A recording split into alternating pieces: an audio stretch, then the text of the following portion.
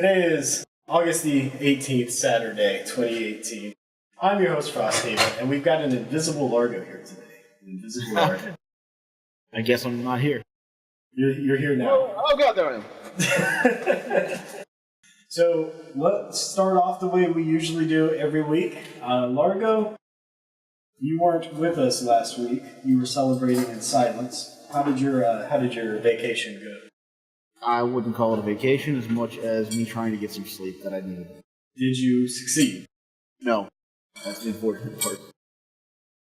The stupid thing is I actually still sat down as if I was doing the show last week anyway and started looking up information and I'm like, oh wait, I'm not doing that. Wow. So you ended up being busy instead of... Are you me? Is that what's going on here? Are you me? I think I'm turning into some kind of dragon that hates life. That's almost me. I don't hate life. I just hate the living part of it. Right, that was gaining some of your thing by osmosis, I guess. I don't know. Osmosis, man. I don't know, man. This is Saturday. I don't know if I'm ready for words like osmosis. I'm not. What about you, Utility Man? What have you been up to this week? This week has pretty much been all about getting our stuff up on YouTube. As you and I discussed, we have started chopping up our streams so that people can get bite-sized chunks at a time. Right. It's actually taking a lot longer than I thought it was going to take. So this week has been all about catching up so that I'll only have to deal with one stream a day. One stream a day. I could manage that. Sounds like a good plan. It can be a full-time job. Yeah.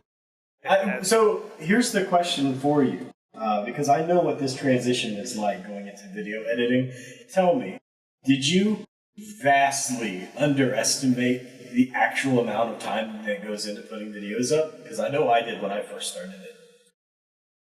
The actual editing part, no. What I underestimated was how long it was going to take to export them.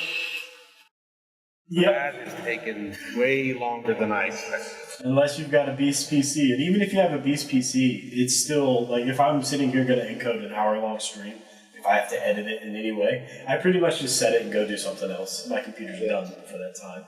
It basically is, because it's going to eat at least 80% of my CPU, I'll barely be able to do anything else. You're not encoding now, are you? No. You're not moving like a robot, so I assume you're not encoding now. No, even with my updated computer, I would never be able to handle doing that and having a stream up at the same time. Zalbathar says, a Beats PC? Are you talking about like Beats by Dre PC form? There's even a laugh. It would be really poor performance, but it would look nice from the outside. Shots fired at Beats by Dre. Don't hate me. I told you guys before, but I've cracked open a Beats by Dre. Maybe they're different now, but way back I was working at a place called CompUSA before Tiger Direct bought them out and then closed out all the brick and mortar shops. And we sold Beats by Dre. And I cracked them open because we had a pair return that wasn't working right. We were just going to toss them, so I cracked it open. Dude, the internal components like mimic Walmart brand headphones. Beats by Dre is such a scam. It's so crazy how much of a scam it is. I'm surprised it took you that long to find out. Yeah. I was just curious, and so I was young and dumb. I didn't know better. Who made that that pure white shirt that just had like the internal tag that had his name on it, and they were trying to sell those for like $1,000 a piece? Can't remember who did that. It was some famous rapper or something. I'm not sure. So Beats are Apple now. Are they? Rest in peace, Apple. Ross, your input might not be what you're wanting it to be set on. Yeah, it should be good now. Okay. Yeah, that ended whatever it was. So Well, yeah, the giant fan's gone at least. okay, so I'll tell you exactly what it was. And Hidden Spike Trap, I think that you could completely understand this. So, and remind me too to re-record the intro to the show later, just so that I'm not like weird voice if it's that bad. But the issue here is I recently updated Windows, and Hidden Spike Trap knows about that a little bit. You updated Windows. I didn't have a think choice we in the all know matter. about that. I didn't have a choice in the matter. I went to get a drink and I come back, even though I have it disabled. You know, Microsoft does what it wants, right? So I come back Right. to this restarting screen. And I had stuff to do on the computer, but I couldn't do anything because it was in the middle of restarting and doing updates. So it stuck at like 85 or 88%. It was there for 12 hours before it finished on my computer. And ever since then, I've had problems where the input and Hidden Spike Trap, I think you were talking about this too. You were having problems with the input where it would just randomly do what it wanted. So that's what's going on. I think what happened is the audio got synced up to probably my Lumix camera that's like way off in the distance over there. You know, it's funny because that's exactly what was happening to me before we started streaming, and Largo mentioned, why do I always have the technical issues? So none of us are You didn't technically the always ones with the issues. It's Microsoft at the end of the day that has the issues. We're the Well, victims. I mean, they're causing my camera issues. Jazz hands. so- Well, I'm just the reason I even said that entirely is because like it seems like every time we try to stream, you either have a controller issue, your screen's fucking up, Frosthaven's dead. I don't know which one. my Or I'm blue controller's screening, yeah. Fine. Yeah. Like, the camera, sure. The mic, sure. But my controller is fine. Look, guys, I'm going to put it to you honestly. The only reason these shows even make it live is I've got like a little closet in my room with candles and ornamental stuff to pray to the deities that this show will work. So I basically have to sacrifice a neighborhood child just to make sure this show even works to go online. That's what happens behind the scenes.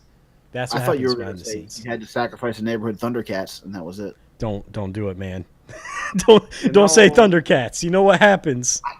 When he mentioned the closet and the candles, I assumed he was going to say that he had a Shrine of Ray in there. Oh, you have a few neighborhood kids you can offer? Awesome. Yeah, just mail them to me in boxes. If you can't fit them in one, I can take multiple packages. It's fine. Don't quote me on saying I could take multiple packages. I know you want to. Don't do it. Don't do it. So I've been dealing with USPS all week. I don't know if you've seen my rants in Discord about how terrible the tracking is for them. Yeah, I have. Half the problem, the website was like tracking not available, internal server errors. The other half of the time, it gave me no updates. Originally, my package, which, by the way, was a replacement phone. Thank you, Southern Songbird, for the help on this. She sent me this replacement phone to use until I can replace the motherboard on my Note 4. And it was supposed to go from Dallas to Florida. That was what was listed on the tracking route. So it goes from Dallas, it says it's in transit. And then every day for 7 days in a row, it just says it's in transit. No updates. And after the third day, they started removing updates from the tracker. Like, what kind of tracking service does that? What tracking service gets less detailed the longer you go along? I could sit here and rant about this all day. I think they flung it around the moon and it lost track of its tracker. So eventually what happened was they had changed the initial routing. So I guess they got that wrong. The initial routing was not Dallas to Florida. It was Dallas to their Koppel distribution to Florida. They never reflected that until recently, and they had a mercury spill at the Koppel distribution center. I was aware of this spill, but I thought I was immune because it wasn't listed as a stop for my package. So they like retroactively said, oh, by the way, actually, your package needs to go to a closed facility. So priority shipping, everybody, USPS. So clearly, whatever Rachel sent you had some kind of government secrets in it, and they had to delete all their steps so that it couldn't be tracked. Well, if it's going to or from me, yes, that's probably accurate. I mean, I wouldn't trust anyone with my phones. I would have to like, I don't even think you could flash the phone to get rid of it. You would have to like destroy it in a fervent heat. If I'm being honest. I'm not even going to question about how you flash a phone. What would running across the phone naked really do? Oh my god, I don't know, man. Flashing the phone. Oh yeah, just putting a ROM on it. But you do have to like go topless when you do it. It's like a double Obvious. flash. Yeah. There's no other way to do it. There's no other way to root it. You got to root the phone. Well, we've already established those are the only people you notice, the ones without shirts. Oh, that's another Australian word, by the way. Rooting? Yeah, in Australia, that's slang for intercourse. What? Yeah, it's weird. I don't know. Anyway, facts of the day, I suppose. Hello, Dragon Mom Asura. Welcome to the stream. Can't listen to the stream. What? Oh, talking to Zalbathar. Okay. So we've got some topics to go over today. I think the first one's going to lead very nicely into Largo's grab bag topics. We're going to be talking about Fallout 76 and how it is not on Steam. Bag. Is that the bag you grab? That's the grab bag. I grabbed it. The grab bag. The official. Does it have a trademark? That's the big Yeah, question. I also trademark it. And then at the very end, we'll be getting with Utility Man to talk about Nintendo's new online service. I don't know a lot about that, so I can't wait till we get to it. Well, you'll be getting it for Smash Brothers, so you need to know. I know. You guys really are holding me to this. Oh, yes. Yes, we are. Oh, my You know what? God. I'm gonna skip. I'm gonna skip where I'm taking that. I'm just gonna skip it. You know what? That's it. You were taking it somewhere dark, weren't you? See, he thinks he's invisible, but we can see the reflection of him in the TV. Maybe he's actually going to get his skip it. You know, the kids have did not- always gather around for that. I haven't heard of Skip It in a while. Skip it, skip it. Okay, whatever. There you go. Remember? All right, if I don't put up screen share, we're not going to get into the topics, right? So here we go. Here's a TechSpot article on Fallout 76. It won't be on Steam, and the interesting thing is Bethesda does not mention money anywhere in it. Their public messaging was that it's going to create a direct relationship with players. So just as an update on this, like, we don't know if it's going to eventually be on Steam. Maybe it will, maybe it won't. But they are definitely going the route of making their own platform, Bethesda Net launcher, like the de facto way you get to it. Just like Battle.net has its launcher. And I could just pull those up. Because there's something I want to talk about with the Bethesda Net launcher.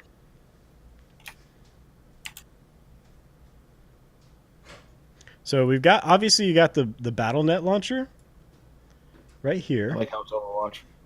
Yeah, it's. It's best Overwatch. I think that's the last That thing was I what actually he last played. played. Yeah, Yeah. I mean, wanted he to. played HOTS and. Well, you know, White Main's coming out. White Man's out. What are you talking about?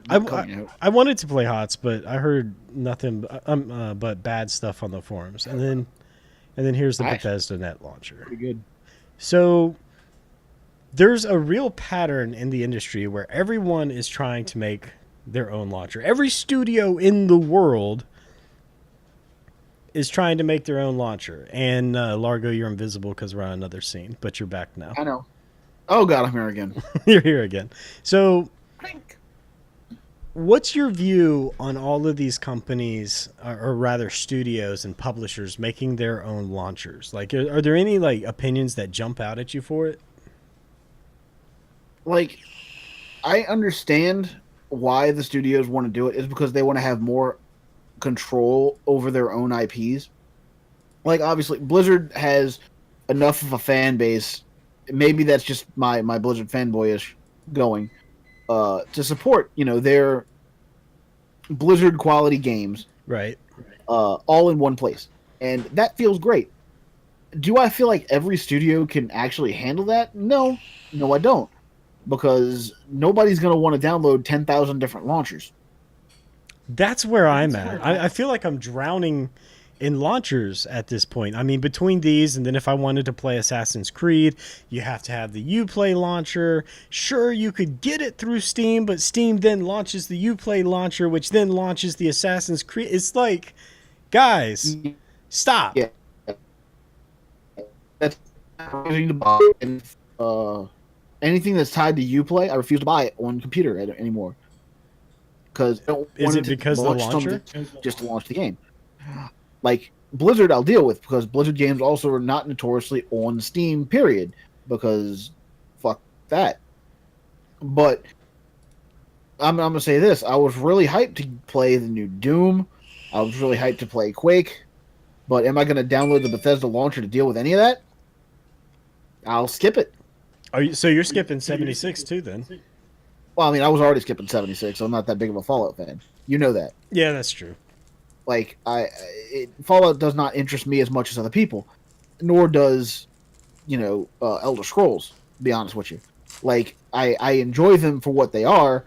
They don't interest me enough for me to want to go get a whole new launcher to deal with that. Now, there is an interesting business dynamic going on here. Notice they didn't talk about the money, but you have to remember publishers, when they're speaking to the public, they don't want to sit there and put the idea in your mind that it's about the money. Even if it's about the money, they don't want to say, guys, it's about the money. Like that's that's a bad message. The truth be told, and Dragon Mom brought this up as well in chat, if Bethesda doesn't bring it out on Steam, they're going to lose out on potential money because there's a lot of ways to get money on Steam other than just credit card and PayPal. And then also brings up Origin as another launcher example. So yeah, and I refuse to use Origin. Like I did it, and honestly, I think Battlefield 3 really ruined it for me entirely. Mm-hmm. I already didn't want to download Origin in the first place. When I had to do Battlefield 3, and Battlefield 3's launch, like you launched it from Origin, and then all it did was open a web page for you to launch the game. It's like you couldn't have even finished the in-game menus to launch the server, like the actual server lists and everything like that. They obviously did it for console. Why was the PC version so jank? Yeah. But Is what it so is. I think since then it's been just a terrible taste in my mouth for that. So to the point of Dragon Mom talking about losing out on money, I don't necessarily think that's true. They had to have had bean counters actually sitting there doing the math, right? Because both Microsoft and Steam charge 30% of the sales on their platform. So when you look at how popular Bethesda is, or even Blizzard, right? Like if you take that example from the ether, how popular those two are and how many copies they sell, what is the likelihood someone has to go through Steam to know your game exists? I know we talked about this in private before, but for me, most games I know about before I open Steam. I don't actually explore Steam queues much, and I'm usually disappointed when I do. I usually search directly for the game I want. Yeah. So if Steam is not providing the discovery part of your product, if people are going to know about your product, whether it's on Steam or not, are they losing money? Especially considering when you take 30% of 1 million sales, that's a lot of money. That's a lot of money that Steam takes. Some people cash their stuff out for TF2, CSGO to buy Steam games. I mean, yeah, you do have the entire Steam economy, but again, I feel like the bean counters had to have done the math on all that. Oh, I'm sure part of that was done by the bean counters. And honestly, saving the money. Think about this too. They're not also paying Steam for distribution. They're only using their own service then at that point too. So they're saving more money that way. Yeah. So again, from that angle, I completely understand why they're trying it. But I think the point that Dragon Mom's making is that because people just already have Steam, by denying the ability to just drop it there, I think they're losing out on some. Like honestly, they're losing out on me personally, even because if I have to download the Bethesda launcher to play Doom Eternal, I'm not buying it. Well, yeah, everyone has that threshold, right? Like it gets to a point where you need so many different programs to open up before you can even get to your game that it's not worth the time anymore. It's too much of a headache. Yeah. And I mean, I think we're more accepting of it, like as a gaming group as a whole, not just us here, not just me, but I think we're more accepting of it in games where we're used to modding a lot. And the reason I say that, I mean, when you look at modding any Bethesda game, what do? Your process is typically downloading the newest script extender, downloading the Nexus mod manager, updating the mods manually, then hitting run. So like you're still jumping through loops to get extra value. So I feel like people like me that do all this heavy modding are probably more okay with it. But I do think Bethesda's launcher needs to add a lot more value before they make this jump. Have you actually taken a look at the launcher? It looks like, from what, since you have it on screen, I'm looking at it right now. But like, it looks like a lot of what they did from what Blizzard did to begin with. It looks. So I'm wondering if they actually just identical. stole some of the code for that. I Like, would actually, if you think so. click the bottom left corner where you have the arrow, it'll on Blizzard side, it'll actually look a lot like more like mine even. Yep. So, Well, Like, and see up here, it's right up. It's right up there as a pop yeah, up. like I mean, the design is definitely similar. I don't necessarily think it's a case of copycats. I'm sure it's not. I'm just saying. I'm wondering if they actually dissected the Blizzard launcher to actually look at some of the code that they did that for display purposes and whatnot. I think you're It's just- probably right on that because, I mean, when it comes to UX, I don't know if you guys have done much UX or anything in the industry or read about it. When it comes to UX, aka user experience, for those who don't know, there's an entire profession for user experience in development rings. There's a certain expectation that is put on the table by the user. What are they used to? And so I guarantee you Bethesda probably looked at the Battle.net launcher, said this is what people are used to. So if we want a launcher that succeeds, we need to take what people are used to and apply that. So I think that's probably, if I had to guess, that's probably how they came to the same design. Well, again, the alternative right now is between Origin and Steam. Those look drastically different too. Just Bethesda's choices to seem to make it just a little too similar to the Blizzard launcher. You think so? So like Like, you think that would be like court worthy? I don't know that it'd be court worthy. no, I don't think it'll be court worthy.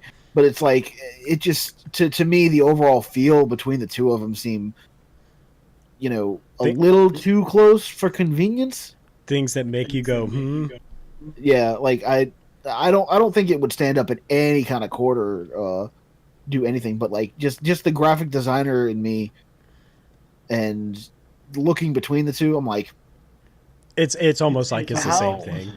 yeah, it's just so fucking close. It's just not. I mean, maybe that's just the new GUI or the new way they design they throw it together. But I don't know. Far QR, welcome mean- to the stream. It's not exactly uncommon in business to sort of copy off what works and what's popular. So I wouldn't blame them for trying to go that route. It does look a little more similar than I think it should, but it was obviously going to reference it because it's what works. Yeah. Yeah, see, even Far QR that just joined us says, "Wow, they look way too similar," and I agree, they do. But okay, I'm gonna bring up that screen again because I'm gonna tell you my main complaint. So, take a look at the Battle.net launcher, which I think everyone would agree is an example of a successful game launcher, right? Like you got everything you need in here: patches, you can pause, you can do your settings, and you've got your friends list and your status and all this other stuff, right? Right. Where's your friends list on here? Oh, right, there is none. Where's your settings? Well, that's probably Yeah, I because would anyone assume- that plays that won't make any friends. Yeah, I was gonna say, I assume the settings in the top left corner, just like the Blizzard launcher, since it looks so close. And But even then, Blizzard's is like a small drop down you got to do. right.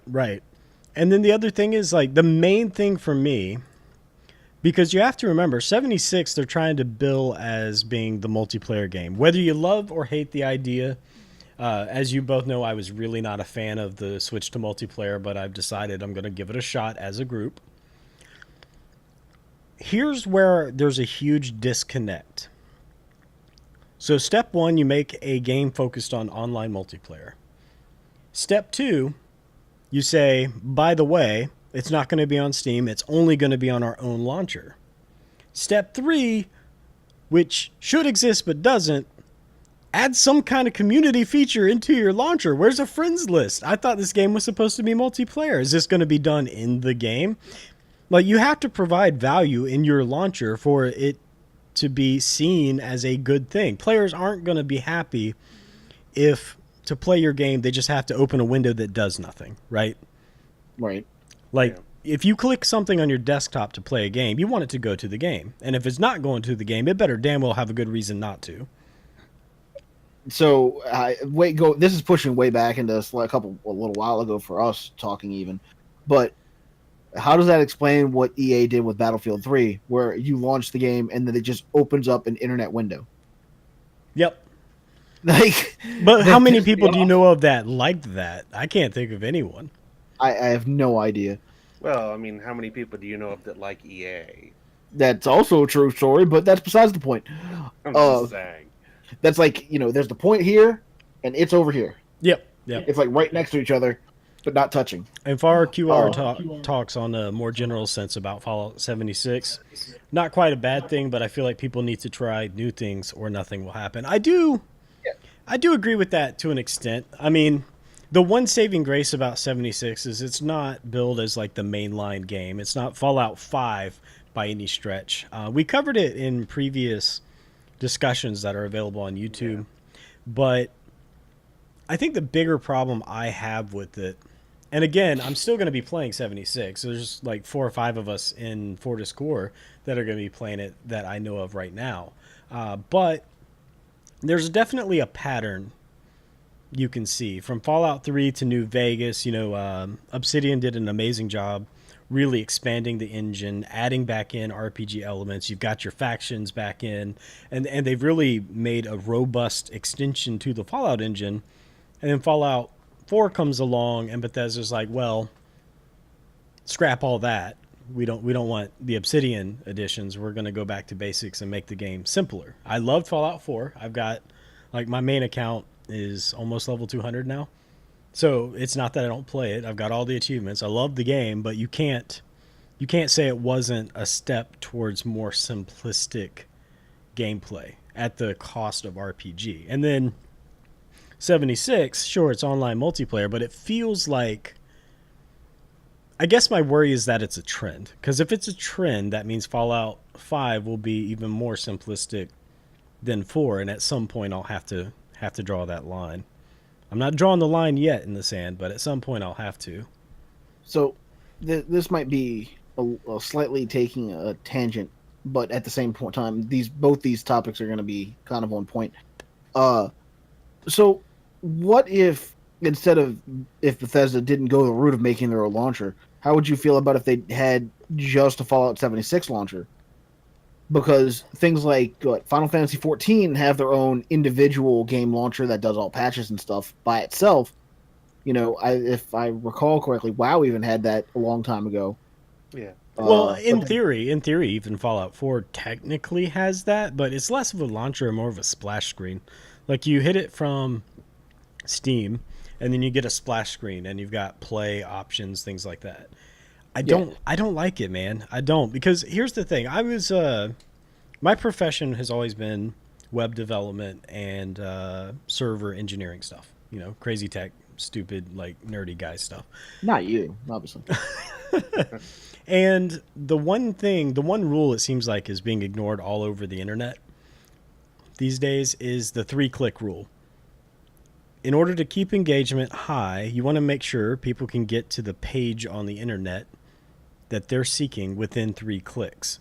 So your website should not be so convoluted that they have to go to this category, then this tab, then this subgroup, and then this just to get to the page they want. It needs to be accessible within the first 3 clicks of going to your homepage. Well, I know at least one company that has fucked that up drastically. It has nothing to do with video gaming or anything like that. Just something I have to deal with at work at the moment. Right. And actually, thinking about it, I can't think of any sites I visit that don't do that. Oh, there's a couple. Well, I mean, any that I visit that don't do that. I just never really thought about it. Since my actual job has transitioned to the age of digital finally. Mm-hmm. We have like fingerprint punch cards and stuff like that, but all of the time is now registered online, and so to request time off or actually put in any notice or check your time, check your paycheck and everything, you've got to go through an entire swimming pool of utter bullshit just to find whatever page you're looking for. Like, you think it's a 3-click rule, we're talking like a 12-click rule. Yeah, and that's uncalled for. There's no reason for that. Well, they the actual. probably don't want you to request time off, so they make it difficult. You're supposed to be able to do it from the punch cloth too, but that doesn't work. But either way, that's my own Sounds tangent intentional right to there. me. I didn't mean to bring that up at all. Oh, We just but happened it's to a hit good that sore point though, subject. because how much of that also applies to games? I mean, if it applies to user experience for going to a website, you're looking for something, you need to get it within 3 clicks. Should that not also apply everywhere else? In games, for instance. I mean, even on Apple or Android phones, they have the same thing, 3-click rule. So if you want to open an app, the most you'll have to do is open your app drawer, go to the page, click it. That's 3 actions. So they're following the rule. But games with all of these launchers, I mean, think about it. Like Steam is one, then you click on a platform and then you play the game. That's still technically 3 clicks, but it's not instant. There's loading times between all that. And when it gets to UX, the expectation of the user is you click on a game, the game opens, right? Very simple. Yeah. I don't think people like having all these launchers. And you were talking about a launcher for each individual game. I think that's a terrible idea. I look at it like this: when I was going through Borderlands, each one of those had, or at least the PC versions, had their own like individual splash that had like options and other BS in it that lusted to play. Right. And I appreciated that one, not because it was the extra step, like because I hated the extra step, but I did like the option to change the options before the game launched. Right. Like if I was when I opened it up and I wanted to say change the resolution for the screen Instead of waiting for it monitor to or like whatnot. re-render in the game. Wait for the game to load, wait for all the opening splash arts and everything, and then find options in there in case something got fucked up at one point. Because I know at least a couple of times when you change certain settings, like it would already make you restart the game forcibly to begin with, so you'd have to wait through it again just to make sure it worked or not. Yep. So I think, see, FarQR is saying, I don't mind games. And by the way, thanks for the follow, FarQR. We're just getting started on this whole talk show thing. Thanks for following. So if you enjoy what we're doing, be sure to spread the word out. Obviously we want to grow, right? Like we're doing this every Saturday. So FarQR says, I don't mind games not following the 3-click rule as long as it isn't slow and isn't confusing. That's a fantastic point. Yeah, that is because here's the thing. Like if you look at the Battle.net launcher, it never crossed my mind to be worried about it. And I will say, for all the complaints I have with Activision Blizzard, as it were, I know the utility man would smirk at that, but with all the complaints I have, the one thing that I think they did really good on is, in fact, their launcher. It gives me value. I've got a users list. All my games are there. I can independently change which region I'm on for each game, change settings around, and even run or pause updates. Like it has everything you would expect to have from a launcher, and you can go in from their launcher to the shop, to the social stuff, to the newest news, to their esports, all from within the launcher. The thing is, the Bethesda launcher, again, it has no users list, it has no friends list. Almost all of its links literally just link to the website. That's all they're just clickable links to the website, which I think is a bit ridiculous. Like, let me just show you. So if I go over here and I click on shop or news, it's probably not going to load because I've limited bandwidth. I've manually limited bandwidth everywhere. But like you see, it's all in the launcher, right? So it's all integrated, and that is beautiful. That is for your 56K internet. That's not so beautiful. My internet is amazing. I manually tune it. I've got a program that minimizes all bitrate impacts other than the stream for obvious reasons. So it's got everything internalized. Now, if you look here, if you click or if you hover over streams, if you click that, it opens a browser window. Community, if you click that, it opens a browser window. News, browser window. Shop, browser window. What is the launcher actually doing? Oh, thanks for the message. I'm going to close out. I'm annoying you. Oh my God. I'm closing out of those now is what I'm doing. So that's my main complaint with the Bethesda.net launcher is it's literally just a splash screen with no real settings. That's all it is. It's a splash screen with no real settings, and everything is a web link, like we're back in the 90s. I think one of the main things I do appreciate on the Blizzard launcher as well, like the social tab. No, I mean I really don't use very much because everything goes through Discord at this point. But I appreciate that it's there. But the biggest things that I do like about the actual Blizzard launcher is that it's kind of minimalistic too. You know, like they have all of their advertisements and stuff just right there on the screen. But when you just pull it up, like if you actually tab between like Heroes of the Storm or StarCraft or Diablo or whatnot, they have that first opening video kind of thing which you can or cannot watch, which also rotates itself so it's not Right. filling up too much space throughout the screen. And so it could be like the Hearthstone one right now goes between the Boomsday Project video, which has that GIF that just cycles through itself. You have the Hearthside chat, the Puzzle Lab thing going right now, Right. and it's just those two, and it just cycles between them both. Next to that, I can see exactly who's playing, which one on my friends list is playing what, Yep. if anybody's playing it. And then you have the other advertisements for the current stuff that they're working on the end, which can scroll left or right. And any given one of those on the side of those, you can close out eventually. Like when they're getting ready to announce a new character, Heroes of the Storm, you could actually click the X if you didn't want to see it anymore. And it just, it's kind of just there, but it doesn't take up too much space. But you know exactly what's going on in each community at just a glance. And like that's you don't beautiful. have to do anything else. And from what I looked at the Bethesda one, it's just kind of blank space at the very top, and then you have to scroll down to find everything else. Yeah. And I feel like that works on like the PlayStation Network if you actually use your PS4, because you don't necessarily need to see everything when you highlight a game. But when it comes to a GUI like this, or a launcher per se, I feel like you should be able to see what's new and what's in the future kind of like right there at the top in the first second when you're looking at it, Right. followed by like your immediate launch button per se. Now, I also see that there is some real business reasons for having it, right?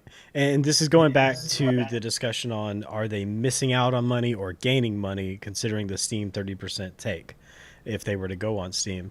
The other thing you have to consider, if it's a studio that provides several titles like Activision Blizzard does, or of course like Bethesda's intending to do, the one thing it does give you that you don't necessarily get on Steam is add value and upselling. If you've ever worked in retail, you know what both of those words mean. Add value and upselling. Hey, would you be interested in buying our store magazine with your purchase for da da da da? You know what I mean? Upselling, obviously. And I hate that kind of And thing. they already do that every time you click what is it? Like anytime you download something new, it's always join our newsletter. We'll Yep. sign you up. And Yep. And customized launchers do that. Because as a gamer, you're always keeping your eye out for the next game you might want to play. It's just the way we work. If you're on their launcher instead of Steam, look at where your peripheral vision goes. If you look at Steam, your peripheral vision goes to like your library of 1 billion games. Maybe you'll search something, who knows. But if you look at a Bethesda launcher or a Battle.net launcher, your peripheral vision goes, these are the other games this studio has. Like, they try to keep you in the bubble. You know what I mean? I mean, that's if you have peripheral vision, which I do not. So Well, that's fair enough. Brian's got permanent blinders on the whole time. Yep. I mean, I do. I don't notice anything here. I really don't. No, just don't tell Hidden Spike Trap that, because I think you'll start getting hidden attacked. Yeah, she'll definitely attack you. I mean, it's not like she's quiet and then she'll not be able to sneak up on you, but I mean, there's the chance. She might just be able to play to your non-vision. Nah, she's not quite at all. You know, I've been thinking about this the whole time listening to y'all talk. Fark you are. Like, I hear a lot of complaints with so many places going launchers, and I've been thinking, I'm the least PC gamer of the three of us. I think that's pretty fair to say. Yeah. And I Fair don't enough. mind launchers. They don't bother me at all. Like, I could care less if a game has a launcher as long as the launcher accesses the game fairly simply. And I've been thinking about, why this is, because a lot of people hate the waiting time. Just let me click my game, go right to it. But I've realized a lot of games nowadays, you turn the game on, It has the information screen, so and so is trademark of so and then they have a screen for the developer, and then a screen for the producer, and then a screen for the sound system that they're using, Right. and finally 7 screens later you're the game. Remember And I've the realized remember the I've gotten PlayStation? used to this. Remember all the PlayStation empowered by Bink Video? Remember? Oh my gosh. I never thought about this until now. I've become accustomed to that. So game launchers don't bother me at all. But They you're just- getting doubled up though, right? Because you get the Blizzard Entertainment, you get the Activision, you get that, and then you launch the game, and you still get the splash, don't you? Or am I wrong? I mean, I still get the splash when I launch the game, yeah, but it actually takes less time to get into a PC game than it does a console game nowadays. So it's still a positive for me. That's fair enough. I think my final verdict on Steam not or Fallout not being on Steam, I think it's unfortunate that they're going to their own platform. It makes sense business wise. I'm sure their bean counters worked out that it'll be smarter for them in the long run in a business sense. As a user, I would have liked to see both be an option. Oh my! What are you guys doing in this chat? What are you doing in our chat haven't- room? I haven't done anything. Yeah, you're the puppet master in the back with the strings on the hands. That's what you are. Don't blame Miyamoto. I told you to put that down. They're going to catch on to you.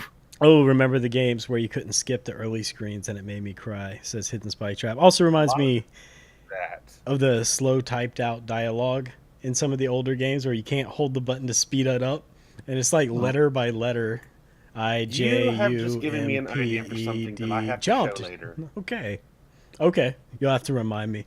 And the last, so I think, okay, let me just gather my thoughts here. I do think that's going to be my final verdict. I would have liked to see it on both. I understand why it's only on their own. I'm okay with that. I just wish their launcher offered more than links to websites. That's my Yeah. final verdict. I mean, they in the end, when 76 is finally fully developed and out, maybe we'll actually see something, an actual launcher update. Because maybe this is just the first incarnation of it, where they're just throwing it out there, saying, "Yeah, we're actually doing this. This isn't fully developed yet, but have fun with it for the moment." So they'll probably implement more stuff as it goes, and eventually it'll be worth the time of actually having it. Just I don't feel right now it's worth the time. I mean, hell, the Blizzard launcher itself wasn't immaculate when it came out either. It was still solid and it still looked about the same as it does now, but it's definitely grown a lot since in first incarnation. So maybe we can hope for the Bethesda launcher to grow as well. And I think one of the bigger things that I do really like about the launchers themselves is that they do keep your games updated for you. So you don't have to launch the game before it starts its update. It'll just you show up at home after a long day at work and there it is. It's done. Yeah, like Street Fighter 5 on Steam is a perfect example of that. You update it through Steam, then launch the game, then it updates, and then then you have to close it down and relaunch it through Steam. It's such a dumb And then update. you come and get the pack mod like, manager off our Discord. Hearthstone on your phone, you have to launch the game for it to actually download and update too. Even though it updates it, since I have an iPhone, it updates through the iTunes store already as itself. Right. But that'll automatically update it. But I still have to launch the game for it to run its own update for that. But that's also a difference between PC and mobile stuff. Yeah. Like I don't that's a difference that I'm whatever. Yep, that's fair. That is perfectly fair. Also, we use I don't know if you've ever used it before, FarQR, but we use what's the name of it? Franker Face Z for some emotes Yes. on our channel. Yeah. Yep. So what about you, Utility Man? Are you okay with the Bethesda launcher as it is, or do you think that it does not provide value unless they do some work on it? Really, the only thing I want from a launcher is to open it up. There's the game. Here's what's going on. I don't care about the rest. Now, the here's what's going on part, though. The news is a link to a website. Does that bother you?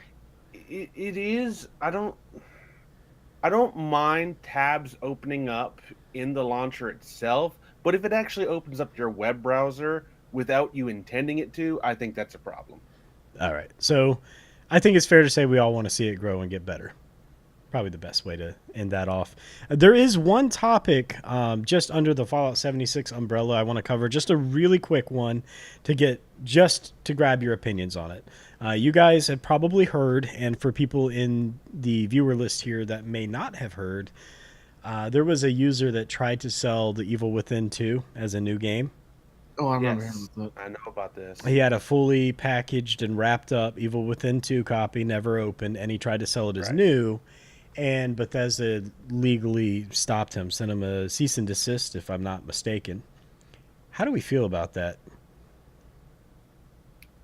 I mean, I'll wait for Utility to go before I go. Go ahead. the only thing I really have to say is if the game was new, completely unopened, came with everything when it originally was sold to him, and they make mention of the fact that it's not being sold from a regular distributor, so you won't have the full warranty, I think it's perfectly fine to list it as new. It is new. The only difference is that you don't have the full time on the warranty. What about you, Largo? Okay, so I have an overall just mixed feelings about it. Mhm. Like, I feel like if the game is unopened, and the same thing as Ryan's saying, like, it is as it is, just as he got it, sell it as new, it's done. Yep. However, I do also feel like, Bethesda, or was it Bethesda, right? Yeah. Had the full rights for their product to kind of limit what they consider new, I guess. Because they don't want anybody to get confused that this thing was owned by somebody else and something else could have been, like, the package could have been damaged or whatnot. See, it doesn't have their seal of approval on it, you know what I mean?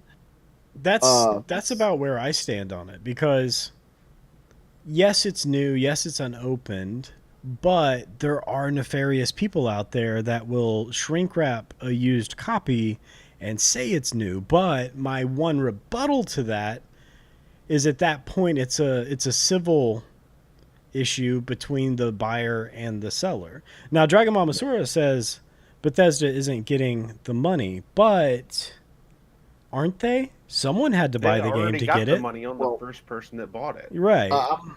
I'm gonna go out and say this, because at the tail end of that of that entire story, because I remember reading about this, is that Bethesda came out and said, like, we would have had absolutely no problem with them if it was listed as pre-owned and not new. See, and that's why I feel like her statement right there is kind of, I would be okay with that. I mean, I understand why the legal team at Bethesda would be against it. I mean, obviously, like you brought up, there could be real nefarious actors out there, and it could come back on them if people who buy this find out it was a scam, or maybe they don't know it's a scam and the game doesn't work. Who do they contact? They'll try to contact Bethesda, like, hey, your game isn't working, and then come to find out it's because it was a scam the entire time. That's hours that Bethesda employees are dealing with someone thinking it's a new game when it isn't. So I understand it. I think if there were to be a compromise, I would be okay with having a pre-owned / unopened as a header option for status. But I'm not against being able to list it as new either, because, again, to me, that goes down to the buyer and the seller. If I go to Walmart and buy a box of cereal and then sell it to you, is it on Fruit Loops if I scam you? No, but then again, I also understand, business deals as such. Yeah. Whereas not everybody is intelligent enough to actually understand that. They just see that, hey, I bought a new game. This didn't come with everything that was supposed to. This must be the original company's fault, the packaging error, and then there's an entire loop of fucking bullshit. Yeah, it makes sense for their legal team to lash out like sharks on this. I understand it because it can prevent a snowballing issue in the future, but it feels shady. Like, from the outside, it feels kind of shady, but I do understand exactly what their motivations were for that. That's exactly where I feel like I don't think it should have been a problem, but I understand why it could be a problem. So I'm kind of on the level, I guess, if you want to put it that way. Right. Like, I could see it really going either way. And if the guy was like, yeah, sure, all right, well, I didn't actually sell it to you. Here's your refund. I'm going to list it again as pre-owned and jump through their loop and be done with it. I bet you that's the exact conclusion they came to as a company too. They're like, it feels kind of gross. It could go either way. And the legal team probably came up and said, when in doubt, protect your assets. Yeah. I guarantee you that's what happened. I feel like I need to point out the rest of that article since you didn't mention it. Go ahead. So later on down in the article, I don't know if you have it offhand if you want to show people or not. The TechSpot article? Well, I mean, that's not where I got it from, but that should be good enough. So in the article themselves, they mention that if they want to show somebody who's doing the right thing, they use GameStop as a reference. Well, that's a bad thing. Yeah. Never reference GameStop. That's credibility all destruction know. right there. What a joke that is. Yep. So yeah, I'll read the little line here that I give you $2 for that quantum computer trade in. $2. So Oh yeah, we'll give you $4 for that cure to cancer. yeah, so I just want to point out this one line here that I'm going to read off. As Hines points out, one of the video game industry's biggest reseller of games, GameStop, has a policy that states it cannot accept sealed copies for resale. You have to open it. They will not sell it again as new because they can't be sure either, he said. Yeah. Bullshit. They will accept unopened games if they are returned, but not as a trade. But if you want to trade something in, they will not accept a wrapped package because of bullshit reasons. Welcome They to the won't stream, admit you didn't steal it. Johnny TBH, to be honest, 12, and Ferson05. Sorry if I mispronounced any of those. Johnny wants to know, why are you called the utility man? Where did that come from? That's gonna be such a stupid story. That makes for the best stories. See, Yeah, I here knew we go. you. I knew you back in the day as You Lose All Rings, right? Which was a Sonic reference. So where did the utility man come in? Okay, so back when I was younger, I think I was When you were a young warthog? fair enough. I think I was 14 at the time. It was around the time Super Smash Brothers came out, and me and my friends were really into the game. And my friends would come up with little nicknames for everything that characters would do. Like Captain Falcon's move where he latches onto and explodes was the Into the Next Dimension move from Dragon Ball Z, which Frosthaven won't get because he doesn't know it. So we had nicknamed Link the Utility Man, and because that was my main character, that's what I'm called by. So your name wasn't even a direct name. It was a borrowed name, like by extension, a third party, guilty by association name that you stuck with. Sort of, yeah, but I didn't care because it made sense. He's got a hook shot, he's got bombs, he's got boomerangs, whatever, it makes sense. Now, just for consistency's sake, I have had a short part-time job as a carpenter, so I have a little experience in being a utility man. Okay, so there is some credibility to the name at least. Yes. Okay, good. What I wanted to say, though, regarding GameStop, yes, they will make you open the product, but that's just so you can't cheat them out. That's Because fair. after you open the product and they realize, oh, this is still new, we're going to rewrap it and put it back out there as new, because that's what GameStop does.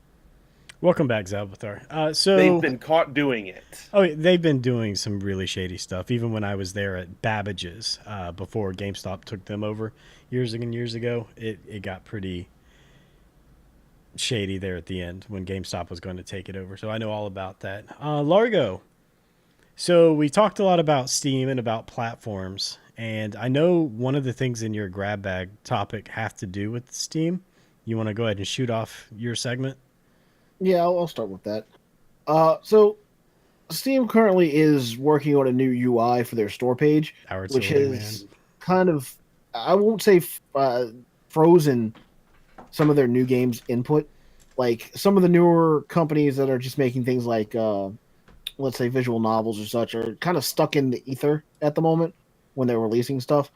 and it's because Steam is trying to update their store UI to actually just display what you as the user want to have in your opening statements. So when you click the store right now, it just opens up to whatever Steam wants you to put in there, Right. what things So you I got currently it pulled bought and up. whatnot. Yeah. And so right now it's just it's tailored to what things you've bought in the past and what kind of genres and stuff you're trying to play. Right. Well, what they want to do is that they want to let you narrow down even further than just that. So if you don't want to see any anime games, so you don't want to see Dragon Ball at all, then you can kind of click that box and it will never show you anything from there. Well, that's Like you gonna can still start physically speeding search up. it if you want to, if there's something specific, But- but it's not going to pop up and be in your face in your very opening splash So art. so does that remove it from the queue as well? Like you have your discovery queue in Steam. Yeah, I mean I'm sure that has to work with that as well. But again, this is still just in concept. It's not actually thrown out there just yet. So it's something they're working on behind the scenes.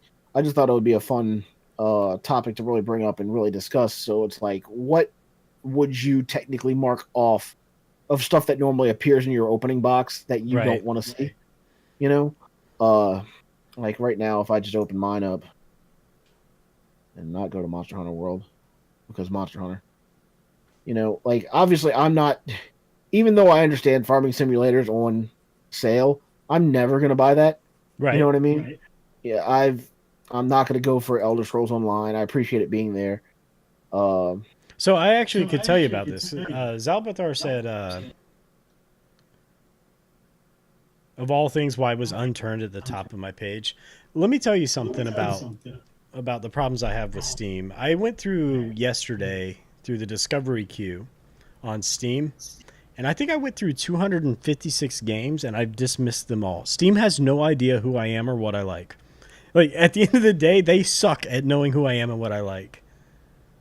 Anyway, so I'm kind of glad that Steam's taking this hand, because they were already, if you recall, weeks ago, we've talked about this before, about how they're trying to limit things that are coming into Steam, but at the same time, they don't want to limit what's on the network. So they're kind of having this weird mid ground. And I think making this change is going to, make it much more apparent and overall better for our actual Steam experience in general. Right. But I don't. It's like I appreciate the fact that during sales, like, things will come up and be like, oh, well, this is what's on sale, and that's the only time I really browse through. What the heck are we? What am I looking at? I don't try to. I don't really browse the shop myself very much. The only time I ever do anything is if I'm looking for something specific, and I think we opened that in the very opening segment of this. So, like, I'm not going to go look for Fallout 76 on Steam. Right. That's fair enough. I mean, they've done a full, like, UI pass on this. Like, if you've looked at your friends list at any point recently, like, it's pretty nice looking. Do you think that part of that is because all of these studios are releasing their own platforms? Or Steam's trying to just not even just to have something new and better, but just to say, hey, we're still working on this platform. It's still fresh. It's still new. Stick with us. Well, obviously, because if they don't do anything, then all the other launchers are going to come in and start trying to take business, right? Yeah. So, I mean, Steam obviously wants to still be the cornerstone of all internet culture, as far as in general game development and not development, but purchase of everything. Yeah, they've kind of moved out of the business of making games. Whatever happened? Didn't they buy the studio that did Firewatch? Was it? Whatever happened with that? Did we get anything news on that? No, I haven't heard anything new lately. I knew a while back I had the subject on it, that they were working on something else. I think Left 4 Dead 3 even might have been part of that. But I'm not sure where that stands right now, and I haven't heard anything in forever at this point. Just they can't count to 3. Let's be real. Teensy tangent there, since you mentioned Left 4 Dead 3. I remember somebody suggesting way back that they should have called the second one Left to Die, and I thought that was amazing. What? Left to Die? Why? What's the justification for Left to Die? The first one was Left 4 Dead. The second one, Left to Die. I think that would have been amazing. I guess. It's still... I don't know. I've got too many good memories from Left 4 Dead 2. But see, I love bad jokes like that. So of That's course fair. I'm gonna That's be fair. for it. We're in the same Discord. I know what's going on here. What else you got for us, Largo? All right. Well, since we're now on the streamer and gamer portion, I'm going to go ahead and bring up the subject that I know Frost kind of wants to talk with. Uh, so Oh, Ninja's got some controversy been going on since he's that huge Fortnite streamer, yep. and the internal justification for or not Well, justification, well, but why don't you clarify what the actual issue is, and then we'll get into the well, justification. I don't remember where exactly he said it at, but in some interview he mentioned that he refuses to play with women online Right, What? as far as streaming goes, right. and he did kind of clarify why he said that, and it's like he doesn't necessarily he's not really wrong, Right. but at the same time it's the wrong way to deal with it You think since so? it's not solving the issue. But that's just opinion. I mean, he came out and said that he doesn't play with women because he doesn't want any rumors to get spread. I mean, He's he married, is a right? married person. Yeah. Yeah, he is married, and so I guess he wants to protect his marriage by saying, "I don't play, I don't stream with women online." He also Because said I don't want anyone else to. he wanted to prevent his wife from having to deal with the drama too, right? Because there's this whole thing in the streaming sphere. It's like if a guy plays with a girl, oh, they're married, oh, there's rumors starting, all Yeah, this stuff, and the wife, he didn't want his wife to have to deal with that. exactly. And like again, so in order to protect his marriage and his just own general relationships, I'm okay with that. But it's like if you're really thinking about it in the general scope of things, if just like us doing this show, like we're not hitting on each other, we're not doing anything like that, but Yet. that never happens. You know, no dudes ever fucking get together. I mean, I don't really want to get into the full ass subject about that, Right. but like, so what are your opinions on that at this point? I'll let the utility man go first because I actually have some insights on this. I mean, I can't say that I particularly blame his reasoning, but there again, if you're in the limelight, it's going to happen. The more popular you are, the more susceptible you are to that kind of thing, and you can't avoid it. Yeah. Like, I don't blame him for trying to take steps to avoid it, but you just won't be able to. It's going to happen. That's fair. So my stance on this, having worked in the tech industry as a dude, there is no way to win. No. There's no way to win because here's the deal. If he would have started playing with them, he would have had drama and it could put some turbulence in the marriage. If he doesn't play with them, he's now a sexist. In the industry, I've watched friends of mine get hauled out of a building over a claim that we knew wasn't real. Now, don't get me wrong. Real abuse and real things happen in the office. That absolutely happens, and it's disgusting and it's horrible. But just the claim is enough to ruin someone's career. But it's at the point now where, I mean, you guys know me. I talk to everyone equally.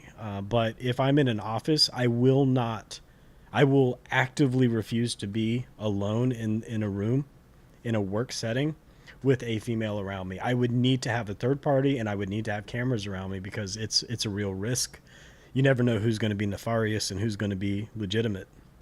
Yeah, someone could just turn around and start blaming you for something that never actually happened, and because it's not on camera, they don't want to dispute it. Right. And even if it's proven wrong, like you're still people don't look at you the same way anymore. So that's one of the issues. And thank you so much for the follow.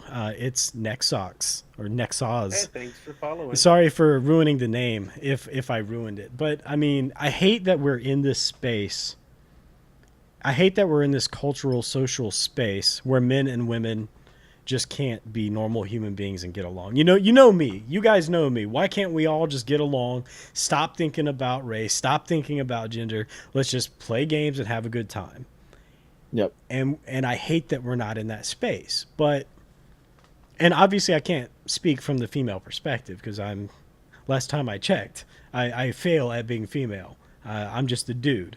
And from my dude perspective, if I'm trying to protect myself, it almost forces segregation because you're in a lose-lose situation. And I'd rather be accused of not wanting to be around women than being accused of sexually harassing a woman wrongly. And so I'll take that bullet instead of the other. It's like a risk assessment thing in my mind. Yeah, I mean, Well- the entire plank we walk as far as reality goes these days has been in such an uproar in the last, what, 10-ish years? Yeah. Because of internet culture and such like that, where everyone's getting harassed in some way, form, or fashion. Internet and outrage culture. Everyone's Yeah. pissed about something, man.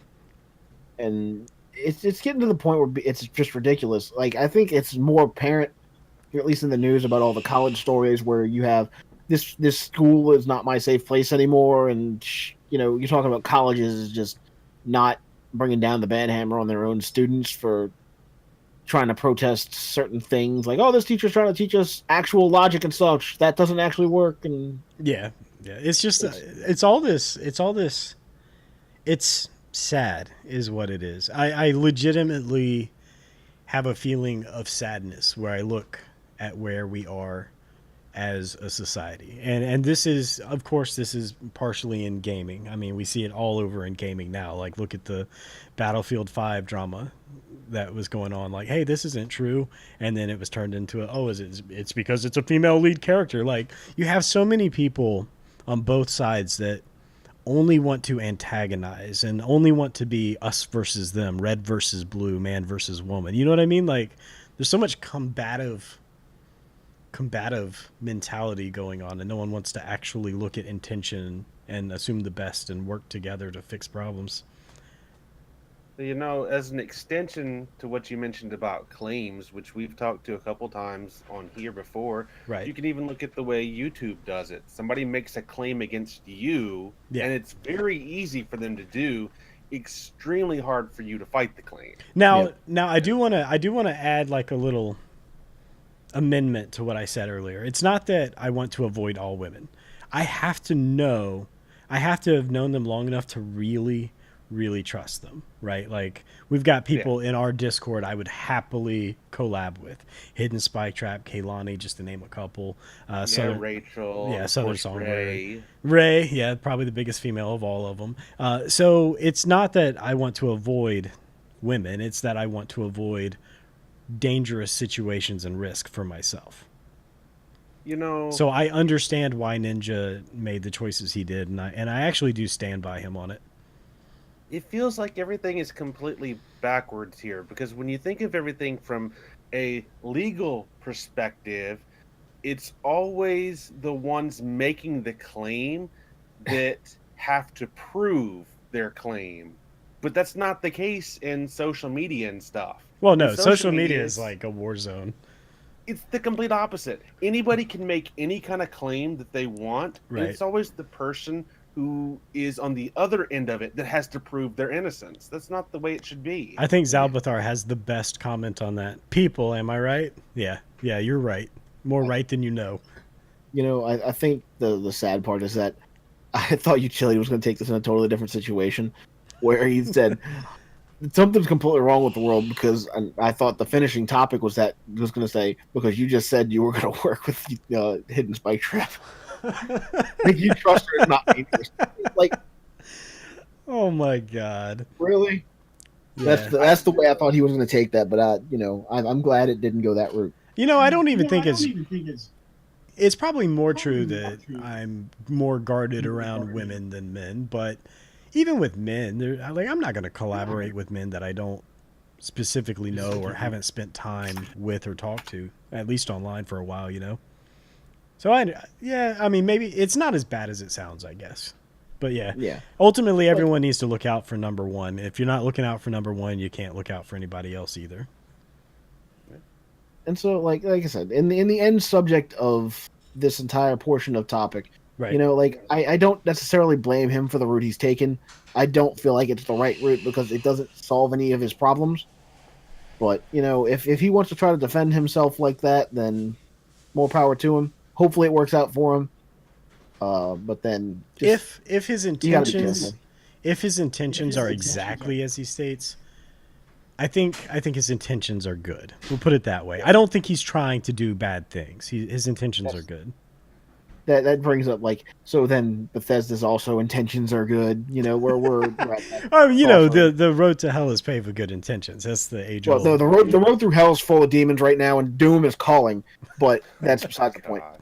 Yeah, we won't even touch on Anita Sarkeesian's comments on the Oh Doom. God, let's not even go there. Yeah, needless to say, she thought the Doom was terrible. So we'll just Let's say, move right on.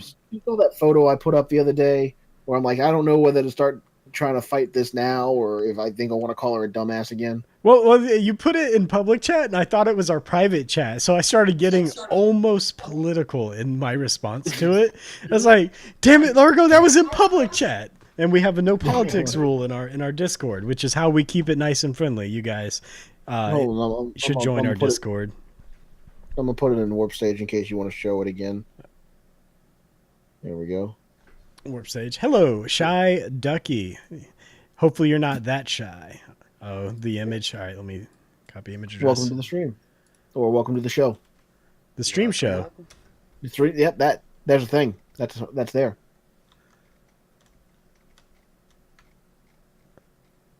All right, so I think the only politics we wouldn't allow is that Alliance versus Horde Burger thing that happened. I mean, the Alliance won. No, Over it. No, the Horde really won. The Alliance, the Alliance did win. The Alliance only won because of Russian bots, and we're moving right along. Moving right along. So here's the image you were saying. You might want to zoom in a little more. Well, it's low quality. I'll just read it. The level of extreme violence shouldn't be considered normal. It's an excuse to say it's expected because Doom. That's the problem. It's really troubling and depressing that the Bethesda audience is enthusiastically cheering for bodies being ripped apart. Only a few minutes into the Bethesda press conference, and it's wall-to-wall glorification of grotesque violence I can barely watch. And this was Anita Sarkeesian's take on Doom. I guess the game isn't for her and she could just not buy it. Like, that's how our gaming markets work, right? I don't know. I mean, I'm less worried about body parts getting ripped apart in Doom and more worried about wallets getting ripped apart for Duke Nukem Forever. But jeez. But I mean, you have to consider the context. These are literal demons from hell, and we have a problem ripping them apart. Excuse me. Thank you so much for that follow, Shy Ducky. I've said it before earlier, and we've said it in previous shows. This is sort of a new format for us. We're trying to grow as much as possible. We do have a Patreon. You don't need to do anything there. If you want to help us out at all, just like write our name in bathroom stalls or something. Oh, God. Well, maybe we don't want that kind of crowd, but we definitely want to get as many people in our community as possible. It's pretty good right now. It's a pretty good size at the moment. If you guys would like Frosthaven's number, hold on just a moment. Well, okay, but I haven't set up my SIM card in the new phone yet, so that's not going to do you any good. No, that's okay. They're just going to write your name on a bathroom stall with your number. I think I'm going to start doing that. Zalbathar says, "Oh, I know how to get us views." Zalbathar, no. No. Don't even. God, no! Zalbathar, stop! All right, so where were we at? So we'll get Fish Bunyan on the job. It'll be okay. So when it comes to Anita Sarkeesian, the only comment I will ever make on this person is I don't think it's even worth a deep discussion. I think she's a paid agitator for a purpose. Whether you agree with the purpose or not, whatever, she's a paid agitator. She's doing her job good. I don't particularly care to invest any energy in discussing Anita Sarkeesian ever. Yep. I think that's the subject. However, I will still laugh at all of her, subjects like this, where I'm like, well, no, if it's not for you, don't buy it. But you almost... I'm gonna go rip some demons' arms off now and beat them with it. You almost have to have like a macabre respect for the hustle, though, right? Like just like Casey Tron on Twitch, everyone knew what she was really doing. Everyone knew. Those days. There was no secret there, and they were getting money off of it. So, as much as I hate it and I want to distance myself from it, like if you catch me away from the crowd, I might say, that's pretty smart business sense. I still think they're garbage human beings. That was Anita's words, not mine, by the way. Yeah. So, anyway, next topic. Since we're starting to run low-ish on time, I think I'll just do one of the last two, and I'll save another one for another time. Yep. and since I think this one is a little closer to all of our hearts, and since we're in more business discussion now, I'll talk about the Riot and Tennyson recent build. Riot and Tencent. I Okay, don't so this really one's like gonna bringing hit up close League, to home but because I used to work for Riot. So let's see what happens here. um, so Riot and Tennyson kind of having issues right now Oh, really? because with the import of even something like Fortnite being on mobile, Tennyson wanted Riot to make a mobile port of League of Legends, Oh, God. and you know, obviously from your end, from the coding aspect, you're Oh, like, well, God. no, we don't want to do that, Oh, God. Yeah. you know. And so Riot denied them and said no because they could not replicate the actual experience of League of Legends in a mobile device. But then Tencent went ahead and released Arena of Valor, which, all intents and purposes, is basically League of Legends on the phone. Basically, yeah. Like, it's actually quite popular as far as the statistics go. I understand the need to keep League of Legends as the League of Legends experience. That's fine, and it makes sense to me that they're making another game.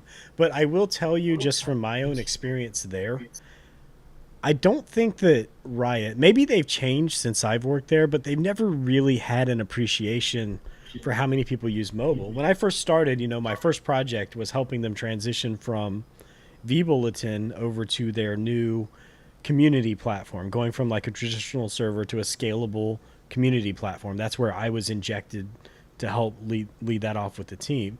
And I struggled and struggled. And hence Spike Trap remembers this struggle of how much I kept telling them, guys, if you're going to have a community platform, you're going to want it to be mobile friendly.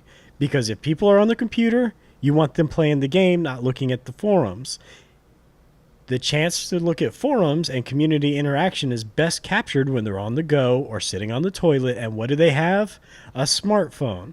And I built an entire prototype of the Redis powered community service that we had, or we, not we anymore. They have on boards.na.leagueoflegends.com or whatever it is. I built them a mobile version, fully prototyped and working. It's not a big priority right now. Are you kidding me? How is mobile viewing of your community not a big priority? So it does not surprise me that they at first declined entry into the mobile field, if I'm being honest with you. Yeah, and I mean they're still not working on it, but all of this between Arena of Valor being actually released and actually being successful and stuff, it actually caused a bunch of layoffs at Riot again, which doesn't surprise me either, but that could be for another purpose altogether. But it is strange that after they denied it, that Riot lost a bunch of actual, I don't want to say bean counters, but we still haven't seen anything. heads. We still haven't seen anything out of their acquisition of the fighting game studio, have we? Yeah, no, not that I know of. But I have seen a whole lot more ads for League going up lately on YouTube per se. Just flat in your face saying, "Play League of Legends, please come back." No. Yeah. Please come back. I like the way you put that. So sounds like what World of Warcraft did with Legion expansion. It almost worked on me too, though. It worked on me, and I'm still tempted to go back for Battle of Azeroth. I just don't have the time to do it. Otherwise, I would. That's fair. But then again, I'm a sucker for WoW. And Vainglory was brought up in chat, or did one of you guys say that? I think I saw it in chat. One of my buddies I worked with, actually one of the entire teams out of New York that worked with me on our League of Legends web property projects, went off to start working on all the API stuff for Vainglory. I think they're still there. It's Mad Glory Interactive. Amazing tech studio. I worked so much with them. Like, if I moved to New York, I could probably get a job with them if I really wanted. So it doesn't surprise me Vainglory is actually pretty good. Oh, maybe that's something you can do in the future then too. Maybe if I can get the bad taste out of my mouth from the working in the gaming industry, I might go back to the gaming industry. We'll see. I think that's another way to tempt you, but that's something that's not really on the table for you right now. And we all know that. Yep. But anyway, so in the end of that little story, Riot actually claims that the relationship with Tennyson is actually the best it's ever been. So it's kind of a mixed bag of, are they doing something right? Did they fuck up? Did they, was Riot still going to be going for a while? Is League just falling off the face of the earth? Which it is. It But is that's slowly. beside the point. It's slowly declining, but it's declining. I think ultimately Riot is going to answer to Tencent. Like at the end of the day, Riot is going to answer to Tencent. Even if the request is crazy, even if it's good or bad. What happened? Big head mode. Ryan died. Ryan died. Ryan. Okay. Utility. All No right. one wants to see my big head. I'll move into place. Hold on. Yep. There you go. So we got. If I leave the hat here, I have to then try to wait. Where's the? I gotta find. Okay, so I can. If I leave this here, I have to be like up here or something. There you right? go. There you go. And then Ryan There we can go. be plus But I can ultra. do that. This is gonna be a weird. There we go. I can. Here, I fixed it. Perfect. There we go. It's like nothing changed.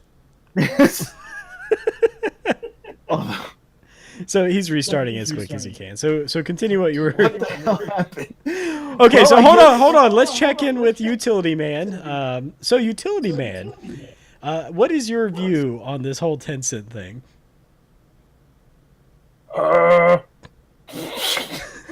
I hate League of Legends. I'm leaving. Wow. So, He apparently stood really strongly at that. wow. So he has don't- really strong feelings. But I mean, it's the whole Tencent thing. It I can't.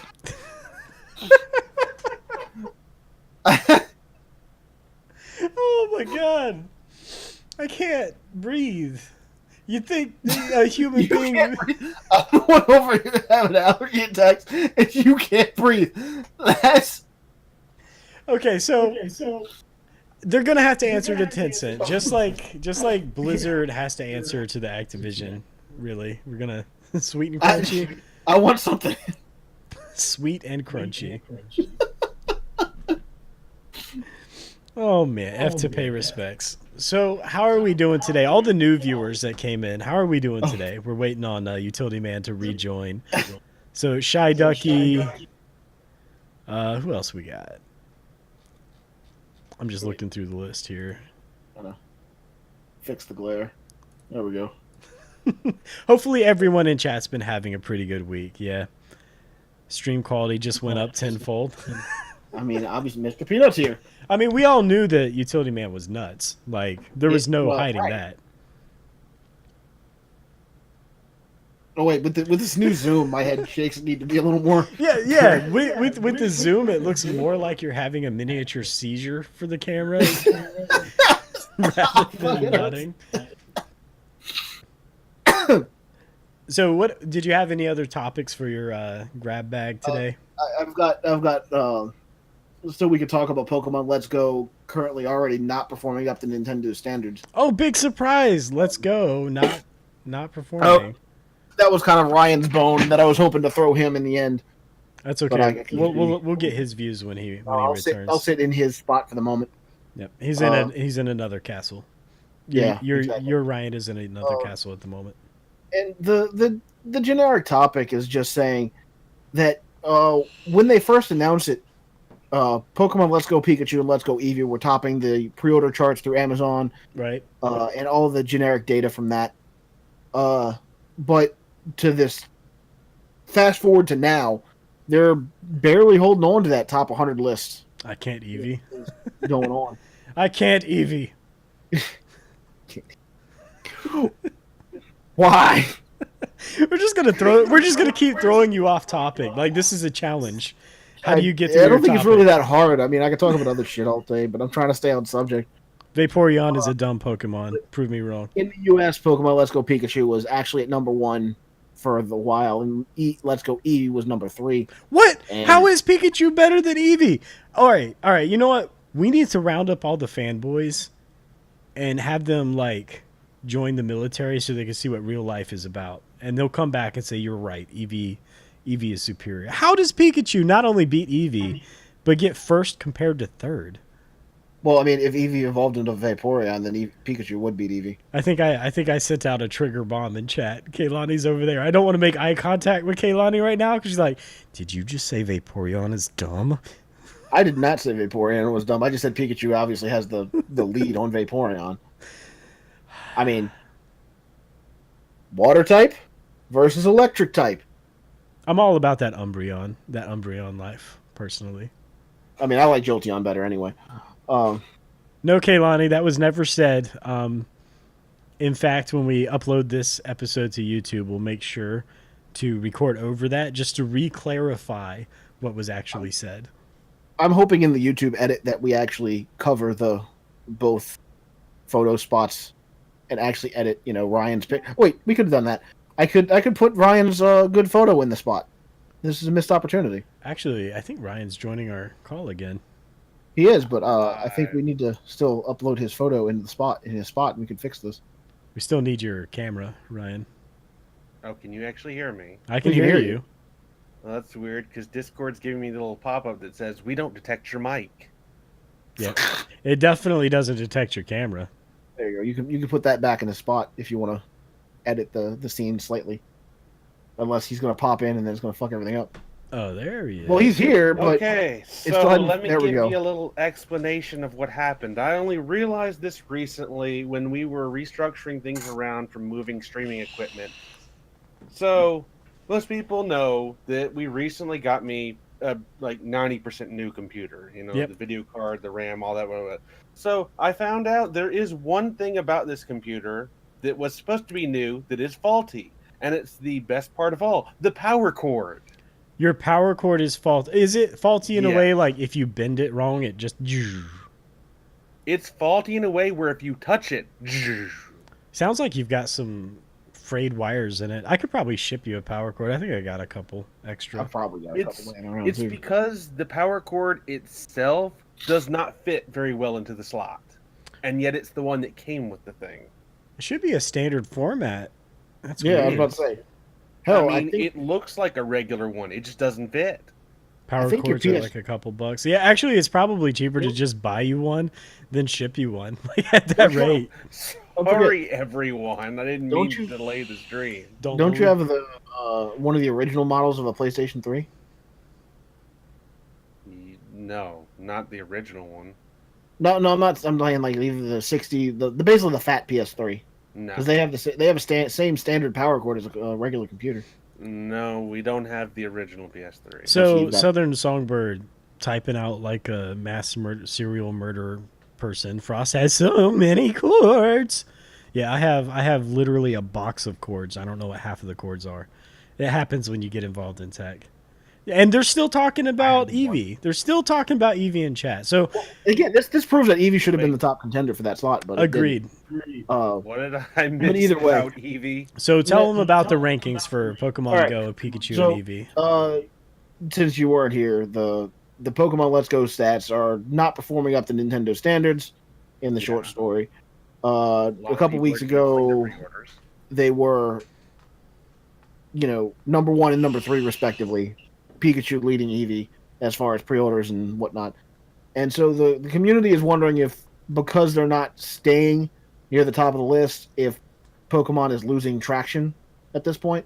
And so some of the people that are holding stocks are worried that the Let's Go series is just going to be a failure. And that might actually influence the next year's game, which is actually supposed to be the next mainline game. It's not going to influence a mainline game. It's a Pokemon company. It's going to print money. I think if Let's Go does massively succeed, it will affect the mainline. Yes, I every bit believe that. But if Pokemon Let's Go were to be like the worst game ever, I think that Pokemon fans are still going to buy the next mainline game. I mean, look at like what Hey You Pikachu on the 64. You could argue that like there was a lot of people that didn't like that game. It didn't stop them from buying new Pokemon games. They still bought the new games. Like the major difference there is that they had to specifically come out and say Let's Go will not affect the mainline game. They knew people were going to be thinking that. I We want to still know think who's that, thinking even that. after they said they won't. I want to know I'm who's sure thinking that. There are some subjects in Let's Go that I actually wouldn't mind having in the regular game too. You know, I can't think of anything in Let's Go that I would want in the mainline game. Not one thing. I Eevee. actually That isn't already in the mainline games. Then, yeah, Well- anything new in Let's Go. I actually wouldn't mind the active throwing ball mechanic because hate then again, that. I've always wanted growing up. I always stated this. Like I actually wanted that. I used to try to throw the Game Boy halfway across the room every time I threw a Pokeball. Well, that's only because you couldn't catch something and you were frustrated. I'm gonna say something controversial. I always thought Pikachu was a dumb Pokemon to have as a main character. Now you think that, but if you saw what could have been the main Pokemon, you wouldn't think that. It's like Electric Mickey Mouse. What was the original Pokemon gonna be, or could have been? It's literally was Electric going to Mickey be- Mouse. Like, it was going to be a Clefairy. Clefairy? Yes. All right, so Pikachu's a pretty good idea now. See? Electric Mickey Mouse has found his way back into my heart. Okay, thank you. I'm just gonna. For some reason, I loved Meryl though. So Why? Yeah, I think most of us did. I'm just. you actually have Mickey Mouse? I'm not going to question that. I don't want to know. No, it's. Looks- But I'm not even going into why it's there. It looks like a Mickey Mouse and like a blinded reindeer. I am. Are you into the occult, Largo? We're not going to get into that. I don't want to. You know what? Here, I'm going to have to solve this, aren't I? And yeah, Peekaboo. That's how I learned the name first. Was Peekaboo Same. because of the rumors. Like before the game launched, the Game Boy rumors about how to get Peekaboo in your Pokemon Red and Blue. Yeah. Unfortunately, you and I did the same stupid thing Yep. for that. I got So revenge, don't know if though. We need to retouch on that, though. Well, I'll just say, so way back in the day, for anyone not old enough to have played Pokemon Red and Blue when it came out, there was rumors that you could get a Pokemon named Peekaboo, which was a blue Pikachu, and to do it, you had to take out the memory chip inside of the cartridge. And I was young and dumb, so I did it, and of course that wipes all your saves. I did it too. Utility Man did it too, but I got revenge. The guy who convinced me to do it, I got revenge. I think I learned at a young age how to be a social engineer because I looked at it. I had no save data anymore. All of my year of playing Pokemon washed down the drain. I went back to him and said, "Oh man, thank you so much for telling me this trick. I wish I brought my Game Boy with you, man. Like, it worked. I can't believe it. I thought you were just BSing me. This actually worked."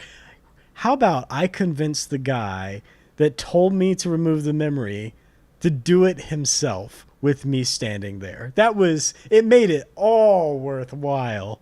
All worthwhile.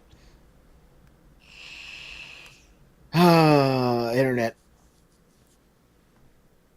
I mean, This if is you before can't internet. recoup your data. No, I know, but ruining his is that's the next common best thing, I structure guess. that people try to do on the internet these days. Like, oh yeah, you fucked me over. I'm gonna get back at you. I'm gonna convince you to do that now. The troll is dumb. The counter troll is always glorious. It's the greatest. Fortis 10 all over the place from Zalbathar. Yeah. So well played. What is so JD says I had or Evil Mumu Chan, as you know him. I had the Japanese version of Pokemon a couple years before it came to the States. Playing a game like that without knowing how to read Japanese was pretty tough. I'm guessing it was written in like katakana, right? Because that's what I did with Phantasy Star Online. It got to a point where I could recognize which squiggles were my healing items and which weren't. I had some off-brand translation in a 30-in-1 pack that had Pokemon Green in it growing up at one point. Okay. And because it was in a 30-in-1 Game Boy pack, it didn't exactly work right, but I always laughed at the moves that they did. Like Tackle was renamed to Go All Out. Oh, why is that funnier than it needs to be? I've got the cartridge still. I can probably figure a way to turn it on and Go all out. Like it was an experience. Shy Ducky's got it nailed. That's high society talking about making people fall for their own tricks. Go all out. Again, I'll have to find it and then start the game all over again. I wonder what like my- Metapod's Harden would have been. I Take it. would have had to play it long enough to actually evolve a Caterpie to figure that out. Okay, Metapod, take it. God, I want to. Then speaking of which, Dragon, I want to know exactly what they renamed Hyper Beam. Quick, to that. change this That to would've been adult nice. audiences for the stream. I'm kidding. So I actually know what JD's talking about there because I've had to play a Pokemon game in Japanese. I don't know if I've ever mentioned this on the show, but I have told a few people this. Way back when I first learned about emulation, I was pretty enthralled with Pokemon, and Gold and Silver were the new things, but they weren't in America yet. So Right. I had downloaded a copy of Gold, and I was playing it in Japanese, which obviously I didn't know what anything did. Right. So I got to the place where you capture an unknown, and I caught one, and it only had one attack, which I had no idea what it did. But I kept it because I thought, okay, this is something special. This is like Magikarp. You know, you go level it 40 bajillion times. It's amazing. Right. I God, pumped did you train him 30 that? plus levels into that unknown and never got any return. You never even got a new move. What do you? Exactly. I just assumed it's like Magikarp. How would I know? Like, the game was in Japanese. We only had red and blue then, and yellow. There's no way to know. You just leveled them. I leveled an Okay. unknown 30 plus times. Rare candy or like legit battle? Legit battle. Oh, okay, okay. So if you want to talk trolls, that is a troll. That is definitely welcome to the stream, Arcana. Unknown is an ungrateful piece of shit. I think his definitely was. I bet you Utility Man was like losing sleep over this, nervous, drinking coffee. Well, because like I had my whole. What do you want, Unknown? What do you want I from have the me? main Pokemon. I have an unknown, and then I have the little stupid egg that they give you that takes up another slot. And so this is my first entry into Gold and Silver. Oh, no man. wonder I like Gen 1 better. Oh, that is the best. That is the best Pokemon story. Since they're kind of asked, I'm pretty sure his letter was F, so he could pay respects. I actually don't remember what letter my unknown was. Oh, is it hot in here? I think it's just you. Oh, thank you. You're welcome, man. Take No, that, about Ninja. us not hitting on each other. Oh, right. Y'all are crossing that line. Harassment. All right. So let's avoid the lawyers. Yeah. So I don't even remember. Where was this topic even going? We were talking about Let's Go underperforming in their spots and stuff, and now we've taken it so far off case. We need Let's Go Unknown Edition at this point. I would support that. But no, like, if we even go back to the subject, like, I'm not worried about Nintendo succeeding off the Let's Go series. Pokemon still prints money. 30 levels! 30 levels! Okay, sorry. Go ahead. I'm trying to, like, wipe my mind of this. What are even the Let's Go games? So, Largo, tell them what the Let's Go games are. The Let's Go Pokemon games are coming out later this year, and they are technically a recreation of Pokemon Yellow for the Switch, both of them. But they are also transitioning to have elements of Pokemon Go listed in them. So while you do have battles, catching Pokemon is going to act like Pokemon Go, where you literally just throw balls at them. So Maybe use berries or such. I'm not sure exactly what kind of in-depth techniques Well, you won't you're battle using for that. against them. So it's almost like a Pokemon Go 2, if you could imagine that. Well, the Go came to you, so I don't know about that. But it's going to actually Really? have Pokemon Go integration in it, and some of the elements actually seem like they might be pretty good. Like the one I actually hope that does transition to the real games in the end, although I hope it's not as jank as it's probably going to be in this first iteration, is you actually have to swing your remote to actually throw a ball. That'd be cool, just to get the extra immersion. You only saw porn because of the internet. Welcome to most of us. Yeah. Actually, no, that's a lie. My first time seeing it was like in 4th grade. Some kid brought a magazine to school. Yeah, like back when I was in school, you had to have like ink and paper. You didn't have any of these slow loading images. Anyways, Anyways, So it's not really Pokemon Let's Go, it's Pokemon Let's Cut. Don't even finish that. I'm not. You have to censor it. adults only. Welcome to Pokemon Hub. Anyways, Poke Hub. So moving. I'm not even going to check it. It's a real website. Yeah, I don't want to know if it's a real website. You guys in chat, I would highly suggest don't checking the validity of that website existence. Yeah. But I'm just going to avoid that topic completely. Maybe we'll talk about it in Discord after the show. Yeah, it's safe in Discord. It's not safe on the show. That was a bad. It's Ryan's fault. I swear. It's Ryan's fault. I wasn't. It's his subject now. It'd be my fault. I don't want to see anything about Pokemon Go except maybe the interaction with actually tossing the Pokeballs out. Yeah, I mean, being able to get and receive gifts between the two mediums is actually pretty interesting in general. But I hope it doesn't really lead to too much. So, you already know what are. You can't have me on anything without corrupting viewers in Spike Trap. You already know that. That's true. Rest in peace, viewers. Today you become a man. A twisted man, but a man nonetheless. 76 sounds like trash. Why is everyone hyping? Killer's sense of humor. Welcome to the stream.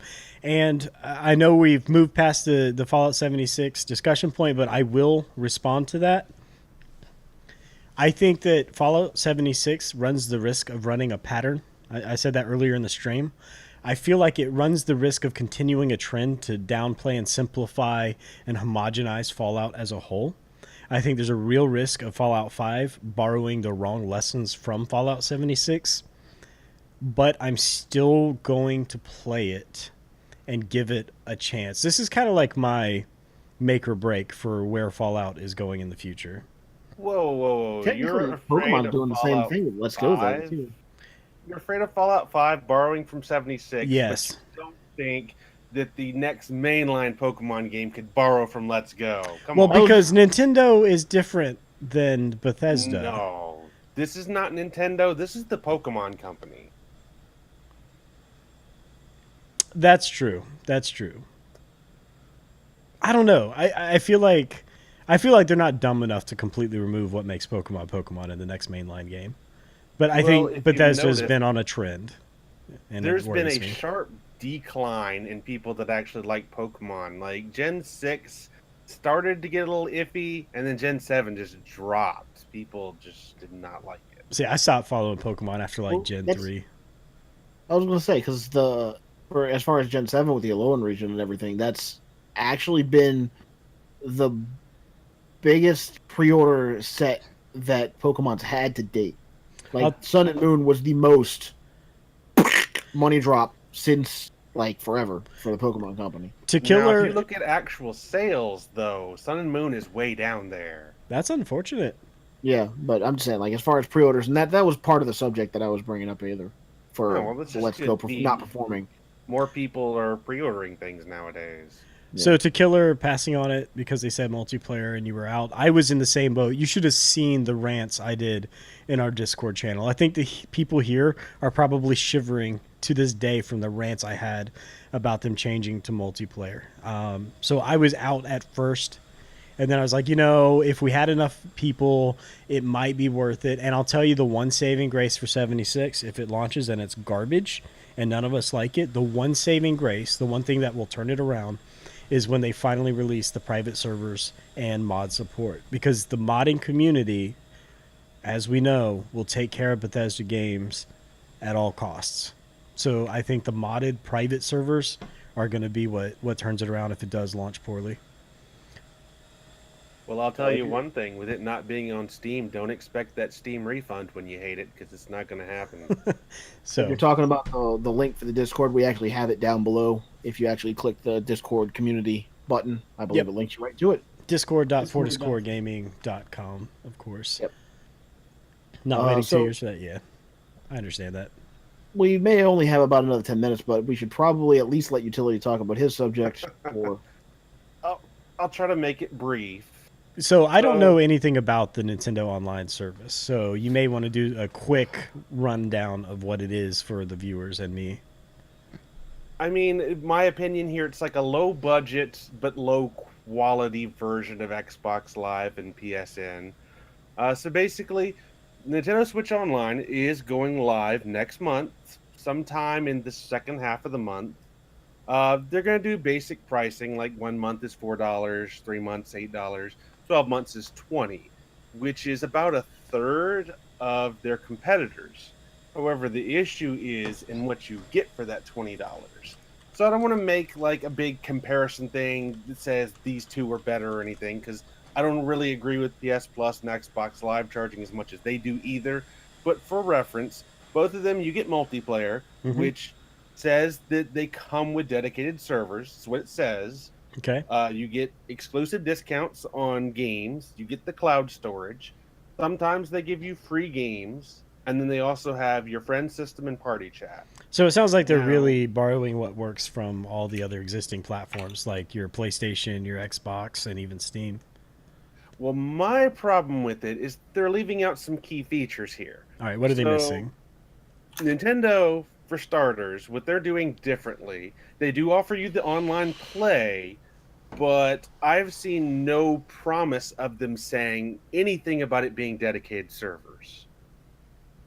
So, from our perspective, Does that because mean peer to they peer? see, we don't know because Nintendo has not come out and told us. That can be We're really bad. Imagine playing Smash It is. Brothers peer to peer where there's one host. The host automatically wins games if everyone's the equal skill because of the latency difference. Well, see, everyone is assuming right now it's going to be kind of like how the GameCube or the Wii and the Wii U did online. Like anyone that remembers Smash Brothers Brawl online, most of the time it was horrible. It was. If you had one person with a shoddy connection, you were all screwed. Same thing with Wii U. If you have one bad connection, Arcana, then everyone Arcana. is screwed. Oh God, shots fired. Like, it's the truth. Like, everyone's game is lagged, and that's what we're all worried is going to happen with the Switch version. Now, sure, when you play with friends, you probably won't have that issue too much, but what happens when you play with everyone? If there's no dedicated servers, then it's going to be a crapshoot. Okay, I want to roll back the clocks for a minute here. I want you to go back in time, mentally travel back in time. And thank you so much for the follow. Killer sense of humor. Can't wait to hear from some jokes from you, bud. But roll back in time, if you will. Imagine like the particle effects around the stream. All right, so we're going back in time to when the Xbox Live service was launching. Wasn't one of the primary purposes of the service, one of the selling points was the promise of better connectivity and multiplayer? Yeah. Yes, it was. And That so was one of their main things. so now here we're several years back, and you can come back to the present time, by the way. We're several years back into the present, and they started with the promise of better connectivity between players, and we see some of the biggest AAA games running peer to peer again. Well, the problem with Nintendo, and I think everyone's really noticed this, is that they're really late to the party when it comes to online play. They're not quite as experienced as the other two, so they Right. think that they're going to combat this by charging a cheaper price, which a lot of people will go for it. I see this thrown around a lot. It's a third of the price. It must be worth it. But okay, what are you paying for? Right. And that What are you was paying $20 for? exactly, that's how they pulled off the Xbox Live thing. They're like, this is what you're paying for. But now they don't have that to bank on because No, they if they're not running the servers, what are they spending their own money on? Why do you need to send them money? But right. They have not told us. I'm going to tell you though, Nintendo has always been really good about selling extra crap to you. Peripherals, add-ons, the expansion pack to the N64 if you got a game that didn't come with it, racing wheels, all these sidebar things in the Nintendo ecosystem that you are convinced by marketing you need to get the full experience. And we see that continuing now with like the Pokemon Go Pokeball. Like you need this ball if you really want to enjoy the Pokemon experience. And parents are going to be buying it, kids are going to be They buying are. it nonstop. So I feel like this online service is just a transition. Instead of selling you extra plastic crap, now they're selling you extra digital crap. Okay, so let me tell you what extra digital crap you're getting. All right. So, aside from the online play, which again, it's releasing in a month, you should have told us something by now, but you haven't. They're bringing up the So, Nintendo Labo. it it is only The guaranteed. digital Nintendo Labo. Oh gosh. Not So, to it's only derail you. guaranteed to be needed for like first party games. Third party games don't have to use this service. They might still be free. So that already limits the online play needed for this service. Second thing you're getting, you get access to 20 NES games that you can play online. Like that's one of their major selling points. Here's 20 NES games that you've probably bought dozens of times, at least once, because they've had virtual console. And they've only revealed 10 so far, and almost none of them have two-player features. Okay, so what about the free games? If they're going to be giving free games, have they announced what those games are going to be? Maybe they make up Okay. the value? So they actually, again, they've released 10 of them so far. What's and on they that said list? that the next. Okay. So the list, we have soccer, Okay, this isn't balloon starting fight, good. Okay, tennis, okay. ice climber. Oh, well, okay, I can see Ice Climbers. That's not a bad one. Not worth subscription yet, but I can see Ice Climbers. Donkey Kong, Which one? the original. Oh, the classic arcade Donkey Kong. No, Yeah. you mean not the Game Boy remake? No. Okay, I could maybe see that in there with Ice Climbers. Okay. Dr. Mario, That's hit or miss for me. the original Mario Brothers. I've got so many ways to play that already. Yeah. The original Legend of Zelda. Again, Not 2 players. I can just play that on my smartphone if I want. Super Mario Brothers. That was pretty And good. then the only one I would actually care about, Super Mario Brothers 3. So I noticed you haven't listed any games that we can't already download for free on a smartphone without paying a subscription cost. Because there are none. That's unfortunate. None. Like, I'm not trying to say that, hey, if you don't have these games, if you've never played them, that maybe $20 is kind of worth it for the other things that you're getting. So- But for those of us, like, well, us, that's not worth it.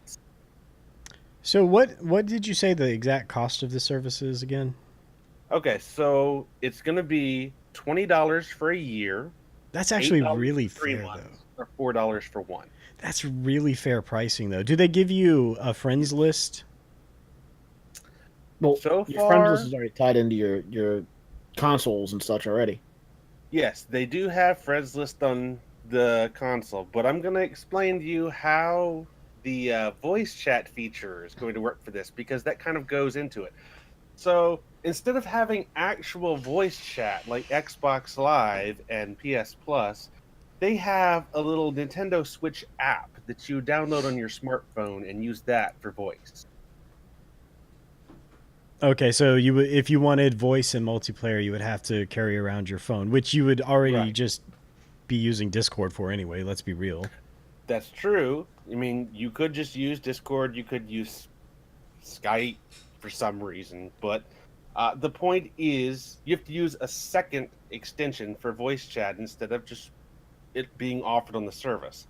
And even more so if you want to get a pair of headphones for it. So And a mic. FarQR says the bad Sega literally selling a retro game for $20. To be fair, Sega doesn't have much else going on. I grew up when Sega was like the master of the arcade, right? Like every major arcade game was Sega. We had this really awesome Firefighter one. Their racing games were top notch. And then around the time of the Dreamcast, Sega went downhill. So all they can do now is sell nostalgia. So I understand why Sega sells their older games. It's all they've got. Yeah. Killer So- says they are charging you for games that are free. That's like my girlfriend charging me every time I eat food I bought already. Yeah, I can agree with that. Nintendo's really good about that, though. Like, I mean, not in a fair way, but they're really good about reselling already existing IPs. Like, how Yeah. many times have we seen Zelda sold? How many times have we seen the original Mario sold? Like, At least 5 times. yeah, and I mean, realistically, Ed, that doesn't really bother me that they sell it as an option. Like even Skyrim was sold a billion different ways. It's Okay. because I can opt out of that. It's not a part of like a subscription model, you know. Okay, so I'm almost done with what you get. Obviously, you get the cloud storage, which that's something everybody likes. I don't think anybody's against that, Do we know especially how when. much cloud storage? Now I have not seen them anywhere confirm how much we get. Okay, so that's still tentative. Like I'm looking at their website right now, which details this. It does not say how much you get. Because I could see value in the $20 a year if they gave you enough storage space to cover all of your game saves from now until the end of the Switch. Like that I could see $20 a year, perfect, because that's about how much you would have spent on a PlayStation memory card back in the day. So Okay. if they provide good value in the storage space, I would say I'm on board with the Nintendo subscription. Okay. Well, just for reference, I know Sony offers 10 gigabyte storage. Okay. So Nintendo might try to compete with that. I don't know. They're usually kind of like off to themselves over here. So the last thing that they mention is that they're going to have special offers on their eShop games. But again, nothing specific. And this one's kind of ignored because if you look at any kind of gaming website that sells games or any game store that sells games, you see, PlayStation, Xbox One games, they'll hit 50% off sales. But then you look at Nintendo, oh, 10% off. Nintendo's extremely stingy when it comes to deals. They're stingy with a lot of things, but it's for business and it has been proven to help them, even if we say we dislike it at some points. So that's all you get. So I would hold off judgment until I know how much storage space and what they're actually going to be filling their like games library with for people who subscribe to this. I think Evil Mumu Chan's right, like $20 nothing compared to other services, and Killer says Xbox as well, same thing. I think the pricing point is fair because if they provided the same level of service as say the PlayStation Network or the Xbox Live Network system, then they would fairly charge a bit higher. And thank you so much, Hidden Spike Trap, with the subscription. You are a superhero without a mask. Thank you for resubbing. Thank you. 14 months. Way to be 14 months old. She does act like she's 14 months old sometimes. Sometimes. And Yeah, Far she's QR, about as tall as a 14-month-old. Far QR, the only thing I'm going to tell you is that The Lonesome Road was the best DLC of any Fallout game ever, and you won't be able to prove me wrong because I speak only fact. Only fact. All right, so anyways. However, we will not stop you from trying. Yep. So here's where the issue kind of comes in. Now, since Nintendo's being very discreet about this, again, it's a month away. You should have told us something. People have to rely on what they know Nintendo for. And Nintendo, first and foremost, is known for having bad online play because they don't offer dedicated servers. They really need to instill some confidence in the buyers, I think. Well, I'm gonna drop this on you still. That even though not everybody might agree with this and how it goes, is I'm just gonna hold off on judgment of whether it's worth it or not, based on how it's gonna turn out after it's launched. Yeah, And I don't that's mean like perfectly fair. first week, but like if by the time Smash comes out, I can actively use it appropriately, and it feels good and feels great between friends and such. Right. I don't care. Yeah. Again, that kind of goes back to whether this is worth it or not is completely dependent on what you're looking for, what you're wanting to get out of it. For a lot of people, they're looking at it, Smash 4 had free online. Right. So if this doesn't have improved online, why are we paying the $20? Yeah. So Yeah, I can that's a see big that thing. being a problem. Well, go ahead. I was gonna say because if it doesn't perform like it needs to, after it's launched, when I actively want to use it for Smash Online and maybe Dragon Ball Fighters port for it, Right. then it won't be worth it, and I'll just not pay for it. But they And have they have a lot of levers they could pull too. Like, oh, people aren't feeling like they're getting value. Let's up the storage capacity and resell it as a online memory card service. Like they have many ways they could fix it. And like that's fine too. But again, if I only have one console, then why do I need the online memory storage? Yeah. That's fair. And that's kind of my issue is that they've bundled a gate that you have to go through for online play with this other stuff. Like, obviously the cloud storage is nice. I'm not going to lie. Some people like the NES games, which, again, so far, that's all we've been told we're going to get is NES games. They may explore others, but just for now, NES games. And a chat feature that you have to use your phone for, I think that's kind of... I think it's kind of lazy, but it makes sense considering it's Nintendo. They're not going to build an entire system if they see that system already exists out there in the world. It makes sense that they would want to leverage existing technology rather than build it in. But I will be the first to tell you, it's absolutely a lazy move. It is. The service would cost more. The service would cost more if they added it. So I'm actually kind of glad they didn't add it. Because then I could just use Discord on my phone and not pay extra money on a subscription. So as a consumer, I'm okay with that trade-off.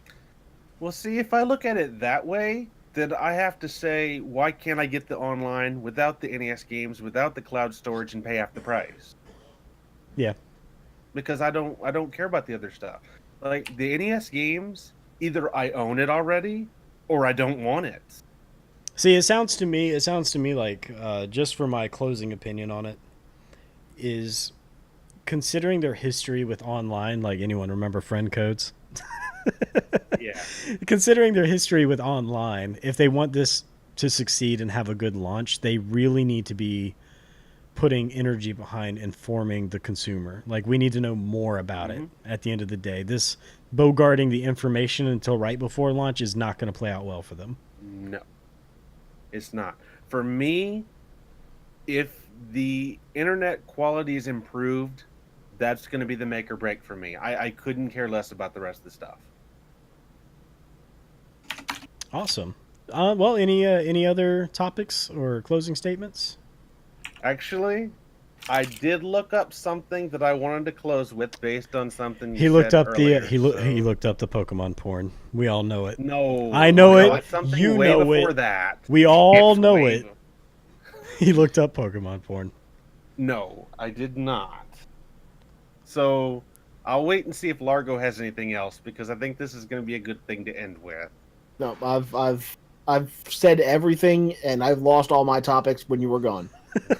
Don't worry, we replaced you appropriately. He tipped his hat off to you though. Yeah, I tipped my hat off and replaced you with a Planters Mr. Peanut can. So easily replaced. You remember earlier when you mentioned scenes in video games that take forever to get through? Yep. So pop this up on the stream so they can see this. Just, all right. I want you guys to see this is probably the slowest intro in the history of video games. I dare you to find something slower than this that's not a fan-made game. Is it not Pepsi Man? No.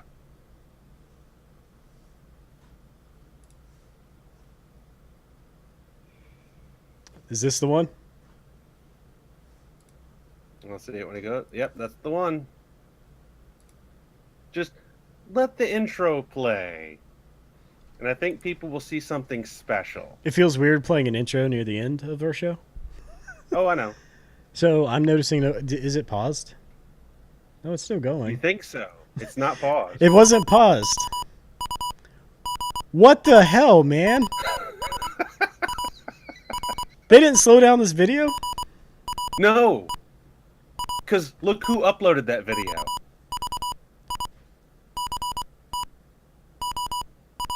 This isn't slow. I'm gonna mute this though, because that's how you build serial killers. Is you have them watch this video and listen to boop, boop, boop, boop, boop, boop, boop, boop.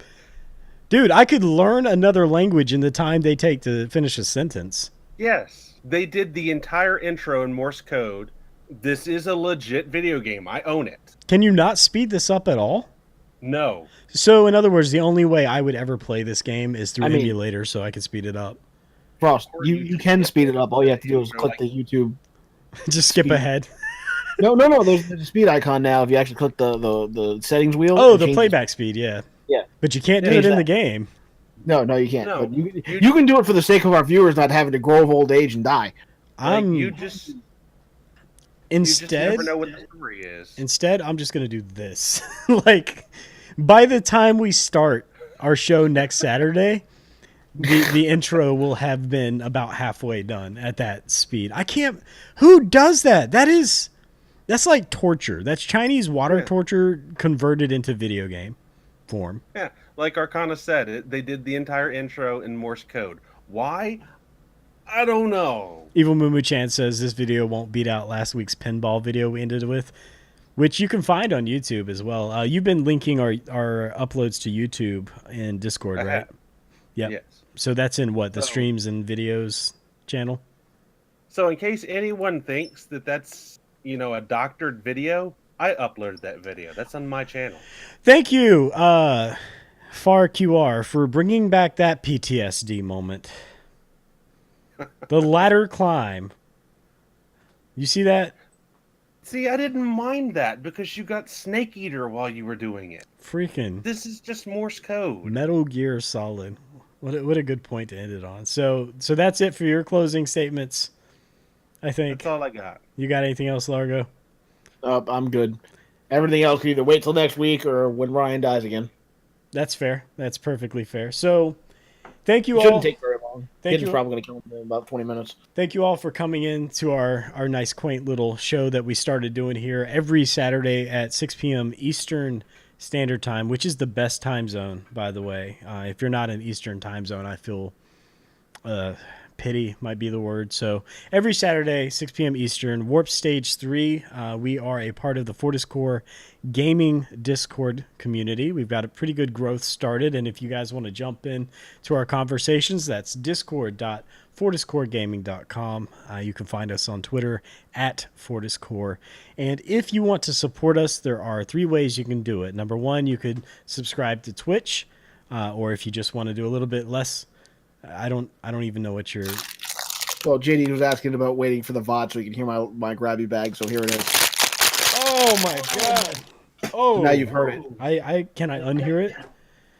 Hopefully. So Twitch subscription, $5, I believe, for Twitch subscription. You get our emotes and access to our VIP channels in Discord. Patreon for $1 a month at Warp Stage 3, and then of course the third and most important option is just join our community and spread the word. If you like what we do and you want to grow a gaming community of nice, friendly people who are actually secretly jerks to each other, get the word out, put it on walls. So secretly.